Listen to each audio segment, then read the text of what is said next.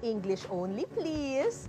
Sa lungsod ng Naga sa Camarines Sur, may isang tindero na nagbebenta ng mga basahan sa kalsada. Pero ibahin niyo ang kanyang marketing strategy. Bukod sa makulay at matibay ang kanyang mga tindang basahan, ang bentahe ng vendor na si Raniel, selling his goods in straight English. Napalaban tuloy ng Inglisan ang DZWB reporter na si Mark Makalalad. Kayo dito, kayo doon. Te, bubbles po, te. Bili na kayo, te. Sa pang-araw-araw na pagbebenta ng iba't ibang produkto. Wala na lang kayo! Kasya sa ito, ate, no?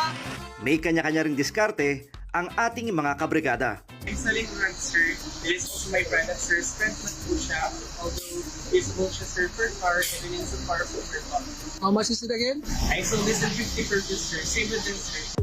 Sa Naga City sa Camarines Sur, kinagigiliwan ang isang 19 anyos na vendor ng doormat dahil sa kakaiba niyang marketing strategy sa pagbebenta. Hi sir, good morning po. It's also my product sir, which is comfortable mat po siya.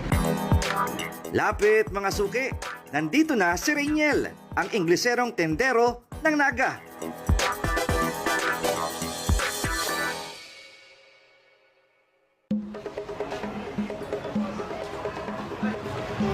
Para makabenta, may kakaibang marketing strategy si Rainiel para makapansin ng mga netizen. Abay, English speaking ang labanan para makakumbinsi ng mga buyer. Marami ang natutuwa sa paraan ng kanyang paglalako. I'm selling rugs, sir. It is also my product, sir. Strength mat po siya. Spoken in dollar ang napili niyang gimmick sa pag-sales talk. At syempre, with matching research pa yan ng kanyang produkto. Si Rainiel ay isang grade 12 student kung saan graduating na siya sa senior high school. At ang pinaka-paborito niyang subject, English. Actually po, I really love such a jargon scores at different words and also to encounter some words or deep words like that. I'm really interesting to encounter that things and also to put that in my vocabulary. Nakilala si Rainiel dahil sa uploader ng video na si Rodrigo. Kung tama yung recall ko, it was a Sunday morning. So, my family and I were heading after the church, and we thought of driving. So, I heard this guy, a boy, talking to a customer, asking the customer to buy his product.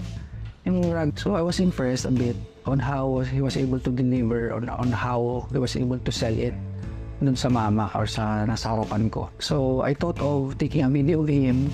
And nagpaalam naman ako, sabi ko, bibidyoin kita. Well, the very purpose as to why I wanted him to do it, kasi I want this, alam ko may mga NGOs, alam ko may mga organizations that helps such mga cases. So, I was actually referring, or parang long term yung naisip ko na makita nila, ma-inspire sila, na may mga opportunity, marami opportunity sa mga batang kagaya niyan. Ang kanyang pag-Ingles, nakakaakit ng atensyon ng mga tao. Pwede mo kami bigyan ng sample sa pagbebenta mo ng doormat gamit ang iyong English language. Ayan, pwede mo ba kami makitaan ng sample? Hi sir, good morning po. Actually po, this is also my product po, which is comfortable mat po and strength mat po as well. This is perfect for your car po, even to your house po. And so far, this is absorbent po because it's made of over cotton po. And I know there's a certain weight po to use this product po. And I swear, magagamit niyo po siya. And yan po. Yan, ang galing naman. Alam mo, minsan may mga gamit na tayo pero ayaw natin bilhin eh. 'Di ba? Pero pag may mga ganyang klaseng galing sa sales talk o pagbebenta, napapabili yung tao kahit may gamit na sila. Ako kahit may doormat ako, bibili ako ng doormat eh. Dahil sa galing ng magbenta, Rainiel eh. Bonus na lang daw kay Rainiel na marami ang naaaliw sa kanyang paandar na sales talk. Dahil para sa kanya, ang pinaka-importante ang makabenta. Bilang breadwinner sa kanyang pamilya, pilit niyang pinagkakasya ang kanyang kita para sa kanilang gastusin. Actually po, I'm a breadwinner sa family namin and we're 8. Yung pera pong kinikita po namin is tinutulong ko po sa pag-aaral ko po and also sa family ko to both the financial needs and yung mga pang-araw-araw namin pangangailangan. Ayon sa kanya, 12 years na niyang ginagawa ito at minsan katuwang niya mismo ang kanyang pamilya sa paggawa ng basahan. Actually, since I was just a little kid po, talagang talamak na po ako sa pakikipagpatentero po. Like, since I was 7 years old po, talagang nagbebenta na po ako ng maliit pa po yung product ko po, which is yung pamunas po. And nag-improve lang po siya. Actually po, na-encourage lang din po ako ng mga ibang kabataan ng araw po. Kasi yung may nakikita po kasi akong mga batang nagbebenta sa jeep, like nagbebenta sila ng pamunas and pinupunasan po nila yung windshield nila, mga upuan. Tapos parang nagka-idea po ako na magbenta rin po. Namulat man siya sa murang edad, for the love naman niya ito ginagawa para sa kanyang magulang at kapatid. Sa dinami-dami ng mga produkto na pwedeng ibenta, bakit doormat yung napili mo? Actually po, for me po, doormat po kasi is parang disposable kasi siya sa ibang customer po. Which is, kapag basa na po siya, pwede na po siyang palitan. And kapag hindi po pagkain yung paninda mo, hindi po siya napapanis. Which is, pwede mo po siya pong ibenta kinabukasan. Sa bagay, no, may punto ka doon kasi minsan may mga pagkain, no, nahihirapan tayong ubusin kapag binibenta natin. Pero kanina nabanggit mo, nakikipagpatentero ka sa mga sasakyan sa kalsada. So gaano kahirap yung pagbebenta ng doormat para sa'yo? Actually po, based of my experience po, syempre po habang tumatagal po sa gantong routine po, gantong pong sitwasyon, minsan po hindi ko na rin po naiisip yung mga pangamba or mga consequences na pwedeng mangyari sa akin throughout of my work kasi alam ko naman po na may goal ako and I do to pursue my goal po para sa family ko and para na rin po sa pag-aaral ko. Baliwala kay Rainiel ang pagod sa paglalako dahil sinisiguro niyang hindi magugutom ang kanyang mga kapatid. Pero hindi ito madali para sa kanya dahil kinakailangan niyang magbenta sa umaga at mag-aral naman sa gabi. Sabi mo, nag-aaral ka pa, diba? Hindi ka ba nahihirapan na pagsabayin mo yung pagtatrabaho mo sa pag-aaral mo? Kasi baka mamaya yung grades mo makompromiso, di ba? Yun na nga po yung nangyayari ngayon.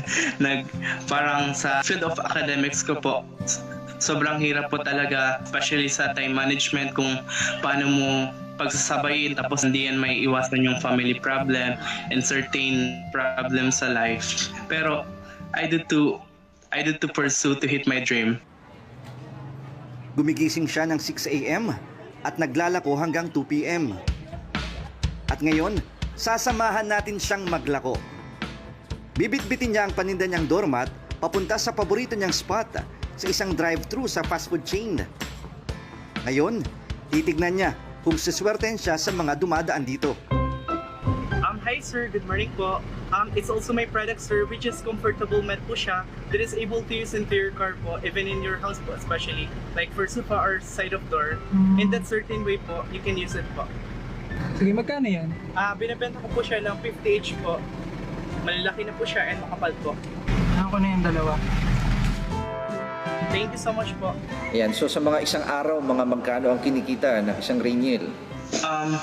Minsan po, kapag napaubos ko po yung 40 pieces po, may 1K naman po ako isang araw.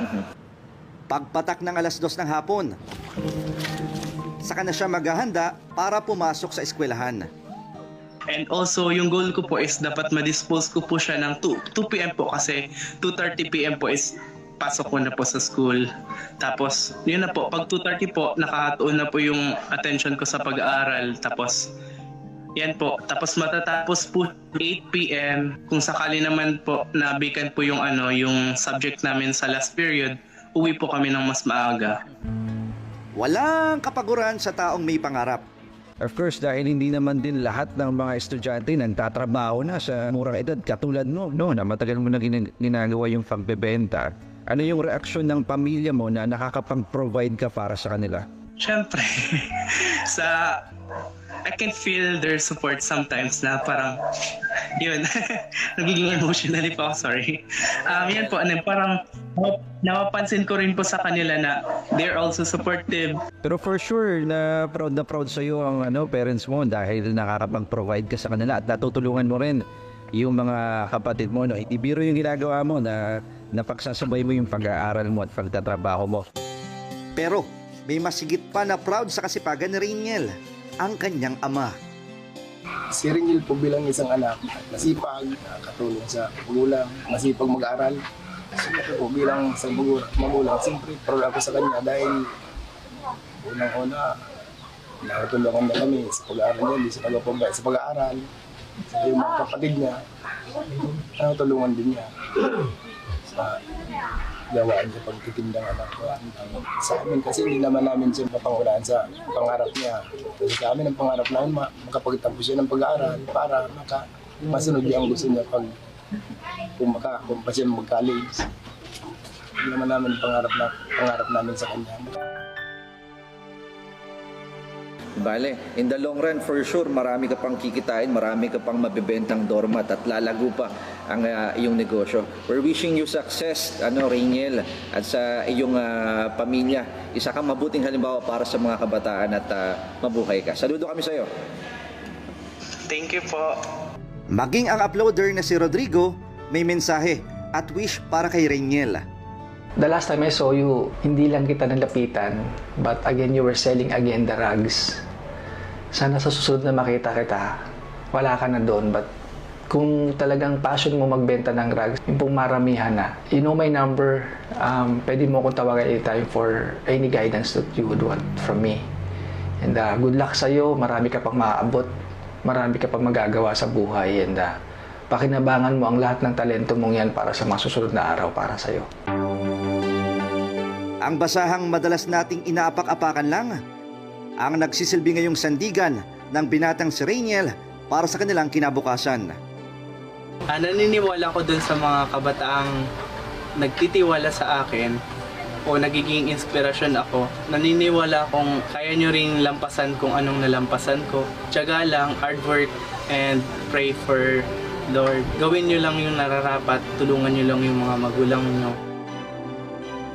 Trust the process lang, and also sumabay ka lang sa buhay kasi hindi lahat ng oras nandyan ka. I know Lord will put the right place that you deserve.